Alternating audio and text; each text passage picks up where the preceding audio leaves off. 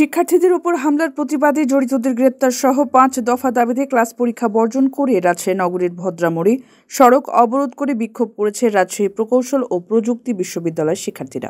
মঙ্গলবার দুপুর ১টার দিকে রাজশাহী প্রকৌশল ও প্রযুক্তি বিশ্ববিদ্যালয় থেকে বিক্ষোভ মিছিল নিয়ে এসে নগরীর ভদ্রামোড়ে চৌরাস্তা অবরোধ করেন শিক্ষার্থীরা। প্রায় আধা ঘণ্টা সেখানে অবস্থান নিয়ে বিক্ষোভ করেন।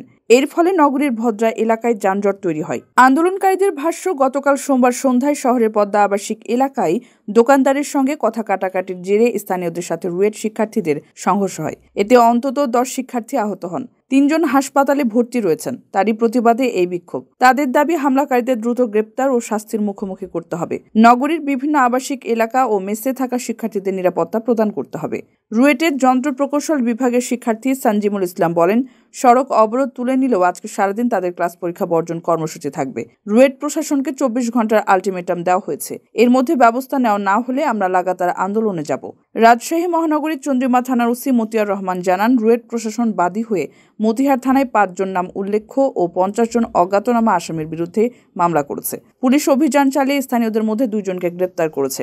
রাজশাহী প্রকৌশল ও প্রযুক্তি বিশ্ববিদ্যালয়ের উপাচার্য প্রফেসর ডক্টর আব্দুর রাজ্জাক বলেন, একটা তুচ্ছ ঘটনাকে কেন্দ্র করে শিক্ষার্থীদের উপর হামলা খুবই নেক্কারজনক। আমরা এর সুষ্ঠু তদন্ত ও অভিযুক্তদের বিরুদ্ধে ব্যবস্থা নেওয়া হোক সেজন্য প্রশাসনের সাথে কথা বলেছি। তিনি বলেন, আগামী ১৯ তারিখ থেকে আমাদের শীতকালীন ছুটি।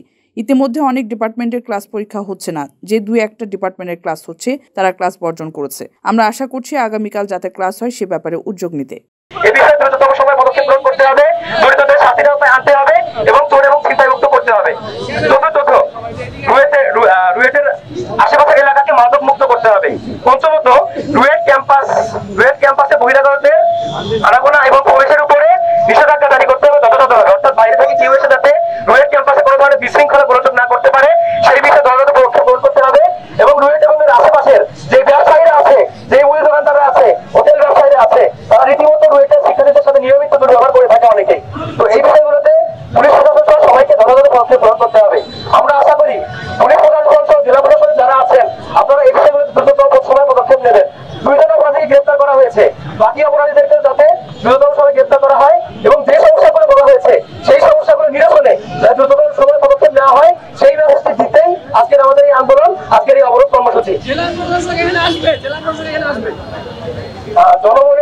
জনগণের যাতে কোনো বিশৃঙ্খলা না হয় এবং কষ্ট না হয় সেই জন্য আমরা এই আন্দোলন দীর্ঘস্থায়ী